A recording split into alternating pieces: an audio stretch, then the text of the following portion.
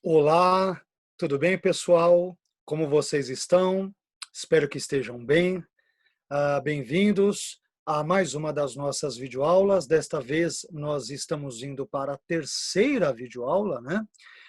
Onde nós iremos trabalhar o tema que aparece aí no slide de vocês. Toda esta videoaula, essa terceira videoaula, se dedicará a tratar do tema Israel e a Igreja, 4 pontos de vista.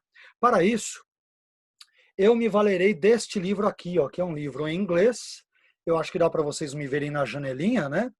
Que é o livro Perspectives on Israel and the Church, Four Views. Ou seja, perspectivas sobre Israel e a Igreja, quatro opiniões, 4 perspectivas, né?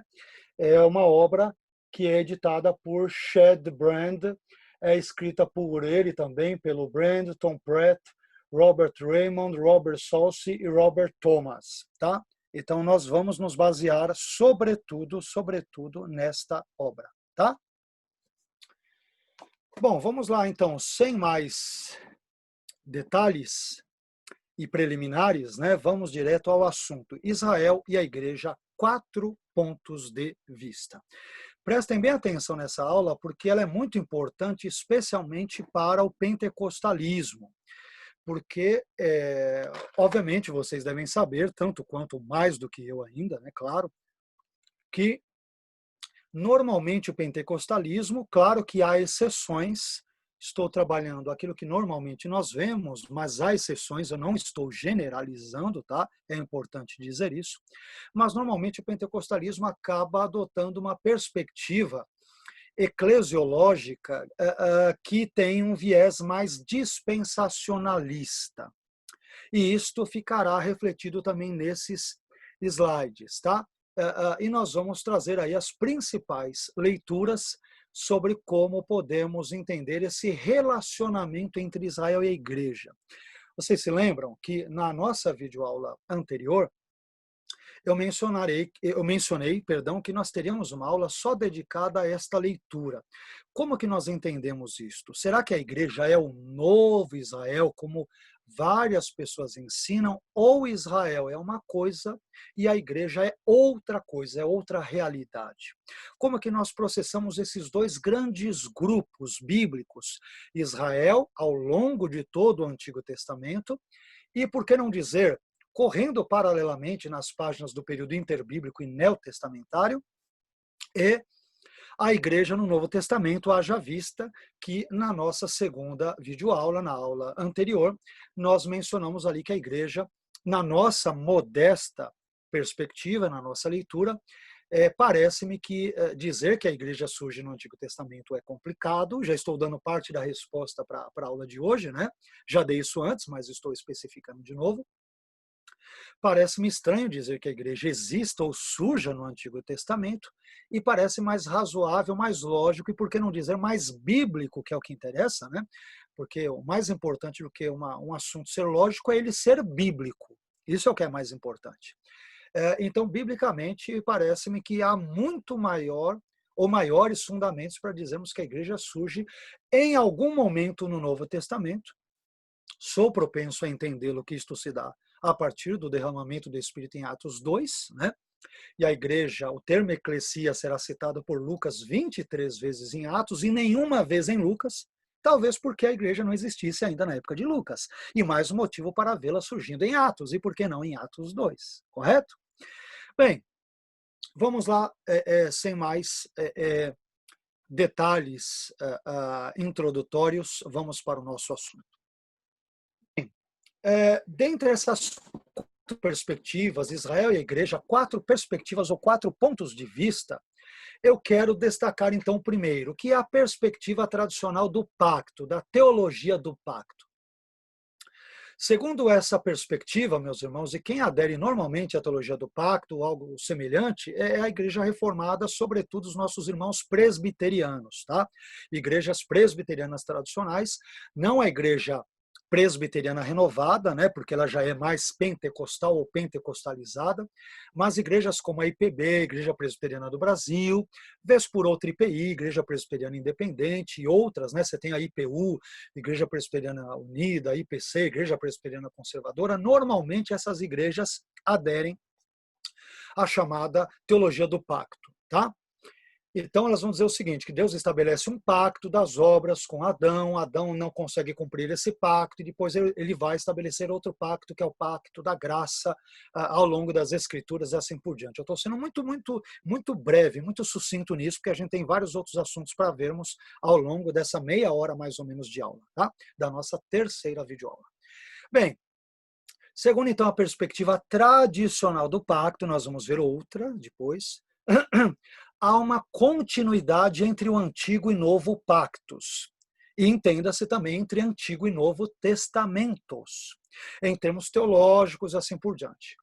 Bem, com relação a Israel e à Igreja, esta continuidade ela pode ser vista na correlação existente entre a circuncisão no Antigo Testamento e o batismo no Novo Testamento.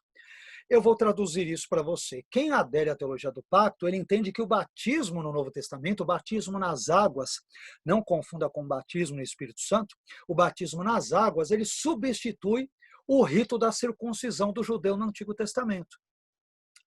Eu acho essa interpretação, com todo respeito a quem venha aderi-la ou defendê-la, como um nonsense profundo. Por quê? Se eu seguir essa lógica às últimas consequências, eu terei problemas intransponíveis. Por exemplo, no judaísmo, quem são circuncidados? Apenas os meninos e nunca as meninas. Isso quer dizer, se essa fosse a lógica, e o batismo do Novo Testamento ele substitui a circuncisão, porque se batizam também meninas. Claro, mulheres. As mulheres não podem, mas o senhor está dizendo que as mulheres não devem se converter, pastor? Não, não estou dizendo nada disso. Estou criticando a teologia do pacto. Mulheres podem e devem ser batizadas, homens também, claro, especialmente se forem salvos e se crerem em Cristo, né? Esse não é o ponto. O ponto é onde nós encontramos na Bíblia que o batismo nas águas substitui o rito da circuncisão judaico. Ele é um rito judaico, não é gentil, né? Então, essa interpretação, a segunda, me permitam ser bem sincero, respeitando, evidentemente, quem creia nela. Normalmente, essas pessoas não pertencem ao grupo pentecostal, mas é um nonsense teológico e bíblico sem tamanho, tá? Enfim, a igreja, nessa leitura, substitui Israel como povo de Deus. Deus não tem dois povos, ele tem um único povo. E a igreja, então, no Novo Testamento, substitui Israel. Daí o porquê desse tipo de teologia também ser chamado de teologia da substituição.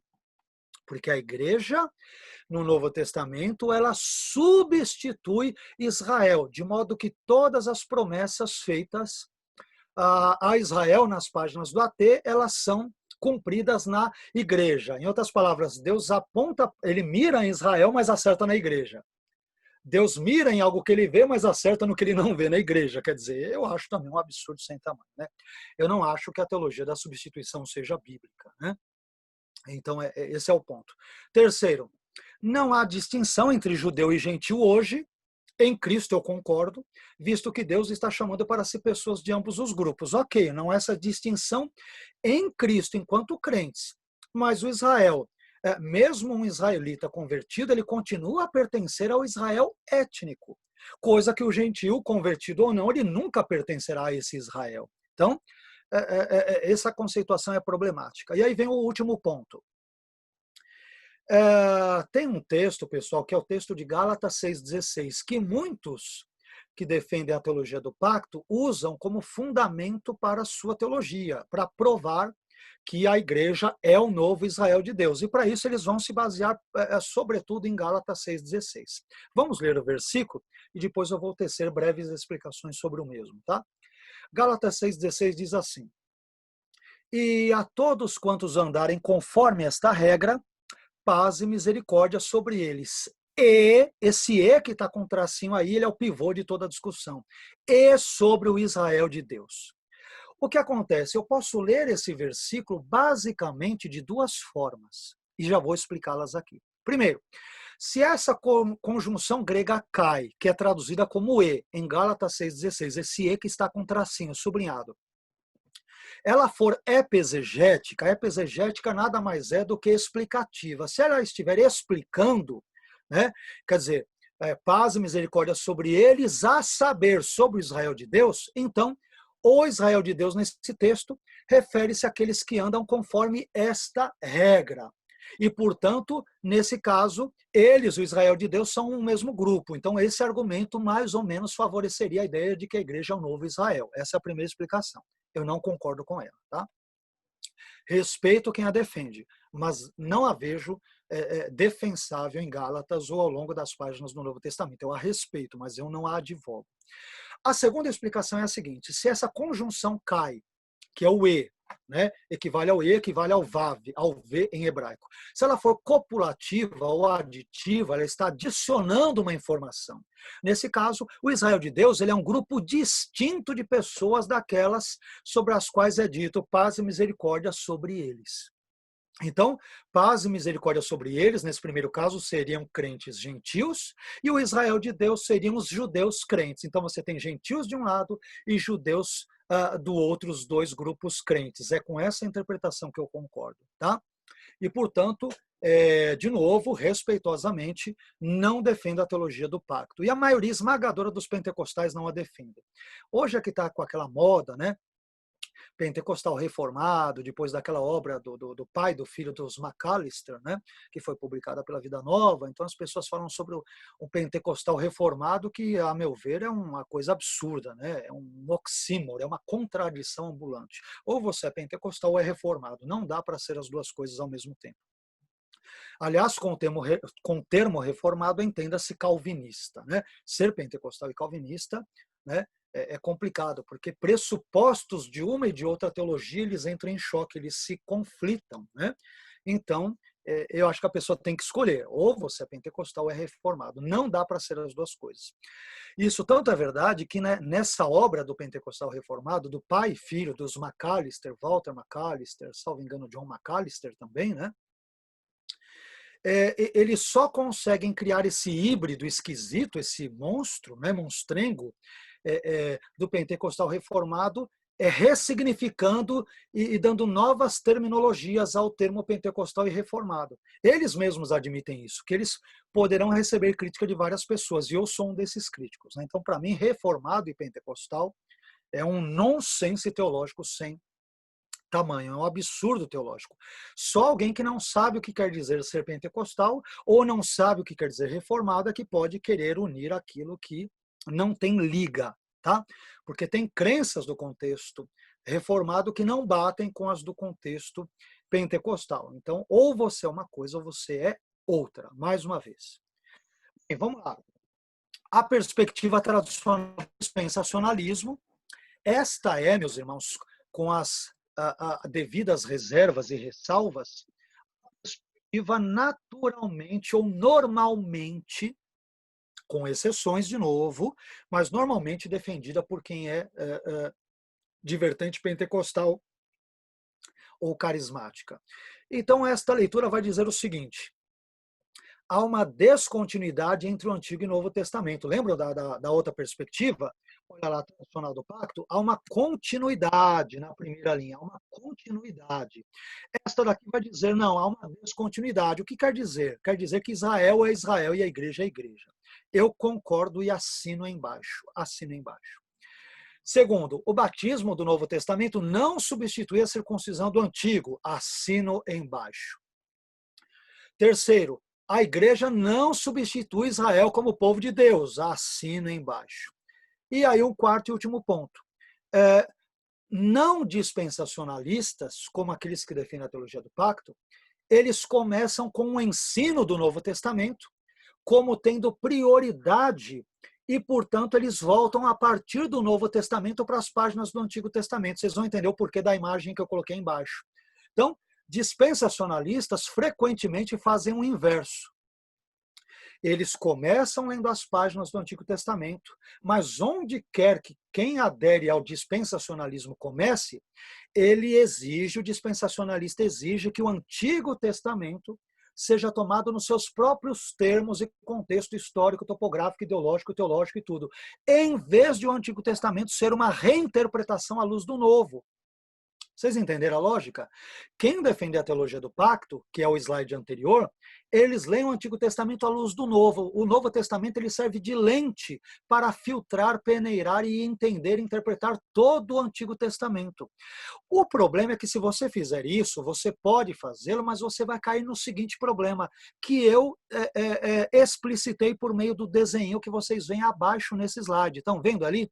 À direita eu coloquei um retrovisor, coloquei uma seta, à direita NT, Novo Testamento, à esquerda Antigo Testamento. Então, essa ideia de ler o Antigo Testamento com base no Novo, a partir do Novo Testamento, é o que eu chamo, é uma nomenclatura minha, método do retrovisor, que ele é antidiacrônico.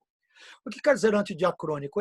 Ele é contrário ao desenvolvimento cronológico. A palavra diacrônico vem de duas palavrinhas gregas, da preposição dia, que quer dizer através de, por meio de, e vem de cronos, que quer dizer tempo. Diacronos quer dizer cronologicamente, ao longo do tempo, ao longo da história. É simples. Logo, se eu analisar a Bíblia ao longo da história, respeitando cada contexto e tudo, isso diz respeito ao método histórico-gramatical, né? Que ele é tipicamente defendido, abraçado e usado por nós cristãos, especialmente por cristãos evangélicos de viés conservador ou mais ortodoxo, né? Isto significa que eu devo respeitar a história e a gramática do texto bíblico. Lembrando que a Bíblia foi escrita em 3 idiomas, hebraico e aramaico no Antigo Testamento e grego no Novo.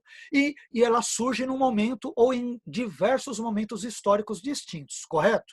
O que eu estou dizendo é óbvio, né? Pois é. Só que quando eu pego esse método do retrovisor e eu uso o Novo Testamento, eu ajusto o retrovisor do Novo Testamento para interpretar o Antigo retroativamente, eu confundo as datas.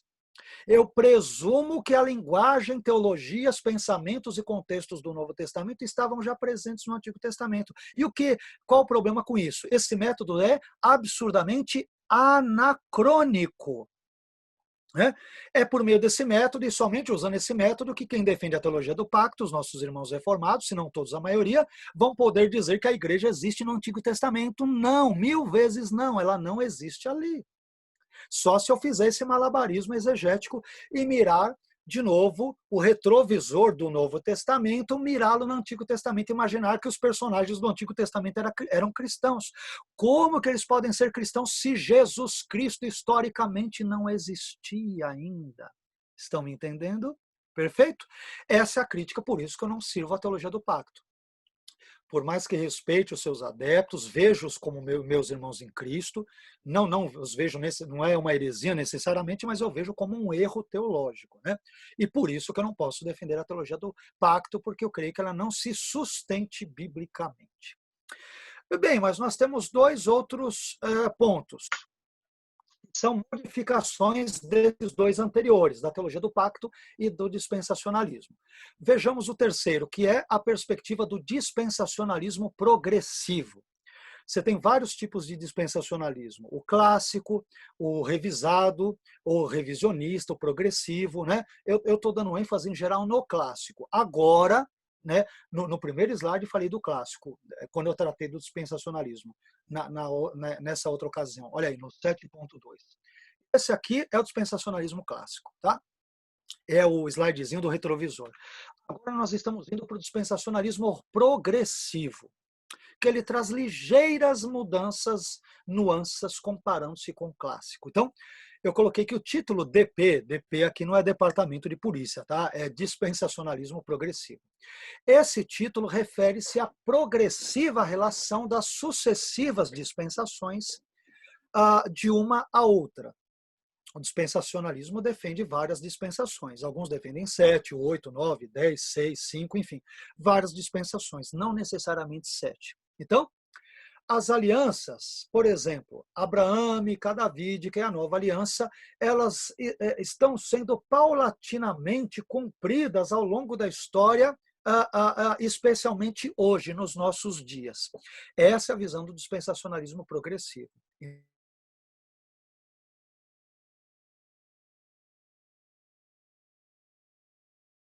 Então, dispensacionalistas, continuidade entre Israel do Antigo Testamento e a Igreja do Novo Testamento do que, por exemplo, o dispensacionalismo clássico.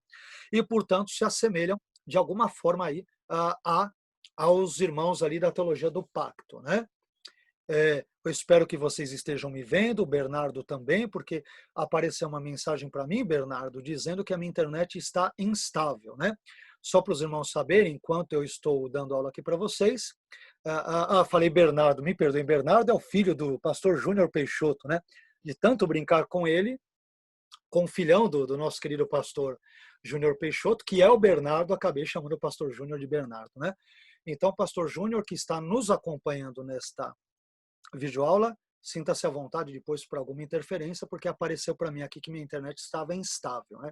Eu espero que o irmão esteja me ouvindo bem, os slides e tudo, tá? Bem, continuando, então, em terceiro lugar, Israel e a igreja constituem o povo de Deus quanto à salvação. Mas esse tipo de igualdade espiritual em Cristo não significa que não existam, digamos que, distinções, diferenciações ou aspectos de fato desiguais entre Israel e a igreja. Então, esse ponto eu já diria que é um pouco mais interessante, esse terceiro ponto, tá? Do dispensacionalismo progressivo. E, por fim, Israel exercerá uma função distinta no milênio. Concordo com isso também, e esse é um ponto específico também do dispensacionalismo clássico, embora eu não o tenha mencionado no slide anterior. Tá? Em último lugar, nós temos a perspectiva do pacto progressivo. Mencionamos a teologia do pacto, a teologia dispensacionalista clássica, neopacto, também a visão clássica, mencionamos o dispensacionalismo progressivo e agora vamos ver as perspectivas do pacto também progressivo. Tá? Essa ideia vai dizer o seguinte, que há uma continuidade entre o Antigo e o Novo Testamento em termos de povo de Deus. Né? Ok, Israel é povo de Deus num sentido que a igreja também é em outro. Nesse sentido, eu concordaria. Né? O batismo no Novo Testamento não é análogo à circuncisão na T. Concordo perfeitamente. Terceiro, a igreja é agora o povo de Deus, mas não substitui Israel, visto que Israel é a menina dos olhos de Deus e será objeto de salvação escatológica, conforme a gente vê em Romanos 11, né? Todo Israel será salvo, não é universalismo, entendo eu, essa declaração de Romanos 11, mas é uma referência a todo Israel crente que crer em Cristo será salvo. Então, tirando algum detalhezinho, mas em geral eu creio nesses pontos. Quarto, não haverá dois povos de Deus no milênio ou no estado eterno. No estado eterno eu concordo. No milênio eu já não sei se haverá um Israel étnico junto ali com a igreja. Então, esse quarto ponto eu posso talvez não fechar até agora a questão. E em quinto e último lugar, o desenvolvimento da história ele é permanentemente deslocado para a igreja. Ele vai caminhando para a igreja, como a vinda, por exemplo, do Espírito no Pentecostes ali, né? A vinda do Espírito no Pentecostes dá a entender. Embora Deus, por sua vez, ainda tenha um interesse por seu povo do Antigo Pacto. Eu diria que eu concordo com quase tudo isso. Então percebam que a perspectiva do pacto progressiva ela tem mais afinidades com o dispensacionalismo. Então, eu diria que estou ali entre o dispensacionalismo clássico, alguma coisa do progressivo também eu gosto, e do pacto progressivo. Agora, a teologia do pacto em si, clássica, eu descarto ela praticamente toda, né? Por não vê-la claramente ensinada nas Escrituras, né? Respeitando, evidentemente, quem a defenda. Não estamos, de novo, tecendo críticas acadêmicas a ideias, jamais a pessoas, irmãos em Cristo, nada disso, tá? Sempre entendo essas críticas em termos acadêmicos, já que estamos dando aula, né? E para uma turma de mestrado. Então, uma leitura crítica e não a crítica, ela é importante nos estudos acadêmicos, quer sejam bíblicos, teológicos, é importante também, tá? Isso nos faz caminhar, meus irmãos, para o último ponto, para o último slide. Eu tracei um paralelo que eu espero que seja legal para vocês. E eu o tirei ali dessa obra que eu mencionei agora há pouco, páginas 17 e 18, né? Eu tirei da obra Perspectives on Israel and the Church, 4 Views, particularmente de um artigo de Robert Raymond, que é chamado The Traditional Covenantal View, isto é, a perspectiva tradicional aliancista, ou da aliança. Essa é a ideia. Ele cita lá e eu busquei pegar os dados dele e adaptá-los na forma desse pequeno gráfico. Então, eu estou colocando aqui a teologia do pacto à esquerda versus o dispensacionalismo à direita, as principais distinções entre a teologia do pacto clássica e o dispensacionalismo clássico. Não estou entrando no teologia do pacto progressivo, dispensacionalismo revisado, progressivo, não. Estou trabalhando essas duas teologias no seu âmbito clássico, tradicional, tá? Vamos lá. A teologia do pacto vai dizer o seguinte: ela sublinha a unidade e a continuidade da história redentiva desde Gênesis 3,15. Isto é, quando é dito ali que a semente da mulher esmaga a cabeça da serpente, aquilo normalmente, pela maioria esmagadora dos cristãos, é entendido como uma referência a Cristo. Diacronicamente, lendo a Bíblia ao longo da sua história, eu discordo dessa leitura, tá? Porque onde está Cristo em Gênesis? Jesus Cristo em Gênesis. Eu vou mais longe, no Pentateuco, nos profetas maiores, menores, no Antigo Testamento. Se ele só se encarna, vive, morre por nós, ressuscita cerca de 2.000 anos atrás, é óbvio que Jesus não está presente em Gênesis 3,15, né? E será que Adão e Eva, quando Deus lhes faz, Yahweh, no Éden, lhes disse que a semente da mulher esmagará a cabeça da serpente, eles entenderam que é o Messias? Cadê a prova disso em Gênesis? Me mostre um único versículo sobre isso nos 50 capítulos de Gênesis. Você não vai encontrar nenhum. Aliás, o primeiro, salvo engano, a dizer que a semente da mulher é Cristo, foi Irineu de Lyon, ao longo da história, que foi um pai da igreja, ali em meados do 2º século. Foi ele que trouxe, salvo engano, possivelmente o primeiro a interpretar desse jeito. A ideia de que a semente da mulher é Jesus Cristo de forma clara, ela pode ser inferida em um ou outro texto das Escrituras, talvez Romanos 16, né? Que também não cita Jesus. Ele diz: o mesmo Deus de paz em breve esmagará Satanás debaixo dos vossos pés. Mas não cita Cristo, não cita a semente da mulher, semente da serpente, nem nada. Então é uma inferência um pouco distante. Então, diacronicamente, de novo, diacronicamente quer dizer ao longo da história. Eu não tendo a ter esse tipo de leitura, porque eu acho que ele é uma leitura anacrônica. Ela confunde alhos com bugalhos, ela mistura a história e, portanto, os elementos históricos, a teologia, o contexto bíblico, ela atropela a história, ela desconsidera a história, vendo Jesus onde Jesus não está explicitamente no texto. E isso é uma exegese, é importar um elemento estranho para dentro do texto, e não exegese, extrair a interpretação do próprio texto. Tá? Então, não concordo com essa leitura. Embora Jesus seja o meu Messias, Senhor, Salvador e tudo, mas eu não vejo claramente a partir de uma abordagem diacrônica para não ser mal interpretado ali em Gênesis 3,15. Essa é a questão. O dispensacionalismo ele já sublinha a descontinuidade da história redentiva. Concordo plenamente com a ideia dispensacionalista nesse aspecto. Segundo, a teologia do pacto, clássica, ela defende a unidade da aliança da graça e a unidade do povo de Deus em todas as eras. Sempre teve um único povo de Deus em todas as eras. O dispensacionalismo diz: não, existem 2 povos distintos de Deus, Israel e a igreja, os quais terão 2 respectivos destinos, a terra para Israel e o céu para a igreja, dentro das promessas terrenas. É claro que esse Israel terreno, se convertendo a Cristo, ele também vai gozar das benesses da igreja. Então, esse segundo item do dispensacionalismo, eu diria que eu não creio totalmente. Você tem que modificar algum pontinho nele, tá?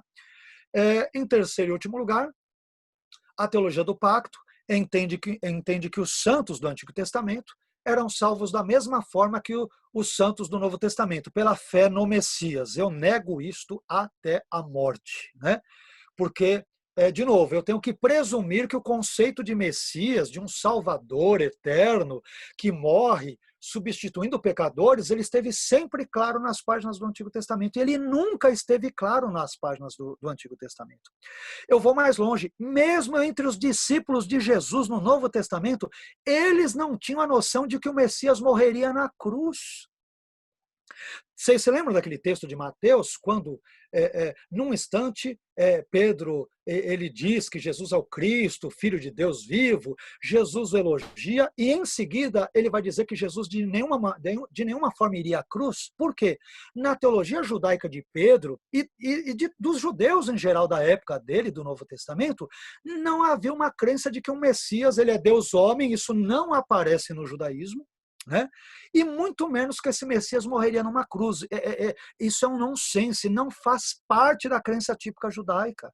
Vocês estão entendendo? Então, quando Deus homem, na pessoa de Jesus, morre na cruz ali, ele pega todo mundo de surpresa, incluindo os discípulos que não esperavam isso, porque não era uma crença que fazia parte da sua teologia.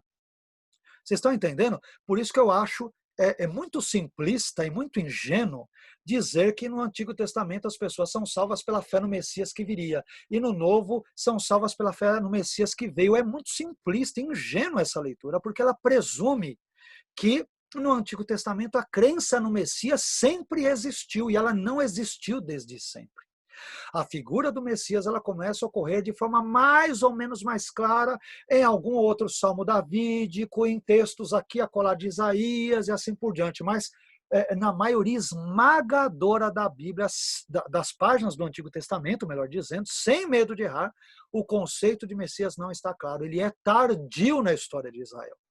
Portanto, esse terceiro ponto da visão da teologia do pacto, as pessoas são salvas no Antigo Testamento pela fé no Messias que viria, é um absurdo sem tamanho, que não pode ser comprovado.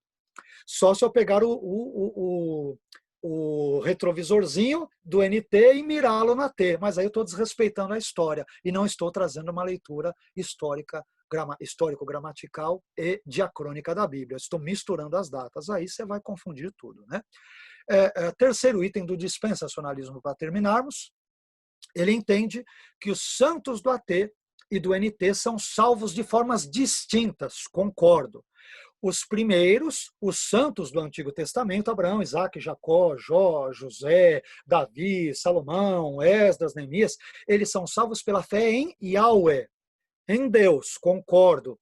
E no Novo Testamento as pessoas são salvas pela fé em Jesus. Então, resumindo, para terminarmos, tanto no Antigo quanto no Novo Testamento as pessoas são salvas pela graça mediante a fé. Ponto. O que muda é o conteúdo dessa fé. No Antigo Testamento, os personagens crentes do Antigo Testamento não são salvos pela fé em Cristo porque Cristo não existia. Simples. São salvos pela fé em Yahweh. E na palavra de Yahweh, ou Yahvé, se quiser chamá-lo. Já no Novo Testamento, com o advento de Cristo, essas pessoas são salvas pela fé em Cristo. Tão simples quanto isso. Ok? Como Cristo é um com Yahweh, ele é um com o Pai, então, ao crer em Yahweh, claro, as pessoas estão crendo na Trindade, ainda que inconscientemente. Ainda que os judeus inconscientemente não creiam, como nós cristãos, num Deus que é uno e trino ao mesmo tempo. Tá bom? Mais uma vez, obrigado pela sua audiência, por ter estado comigo até agora. Que Deus abençoe sua vida, sua família, o seu ministério.